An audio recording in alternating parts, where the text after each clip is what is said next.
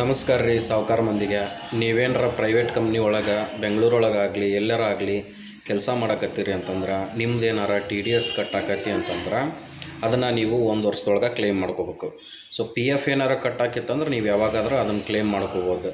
ನೀವು 1 ವರ್ಷ ಅಲ್ಲ, 2 ವರ್ಷ ಅಲ್ಲ, 3 ವರ್ಷ ಬಿಟ್ಟರು ನೀವು ಅದನ್ನು ಪಿ ಎಫ್ ಕ್ಲೇಮ್ ಮಾಡ್ಕೋಬೋದು. ಸೊ ಟಿ ಡಿ ಎಸ್ ಹಂಗಲ್ಲ, ಅದನ್ನೇನೇ ಇದ್ದರೂ 1 ವರ್ಷದೊಳಗೆ ನೀವು ಕ್ಲೇಮ್ ಮಾಡ್ಕೋಬೇಕು.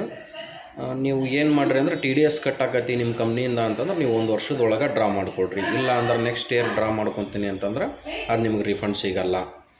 ಪಿ ಎಫ್ ಮಾತ್ರ ನೀವು ಯಾವಾಗ ಬೇಕಾದರೂ ತಗೋಬೋದು, ಟಿ ಡಿ ಎಸ್ ಆ ಥರ ಇಲ್ಲ.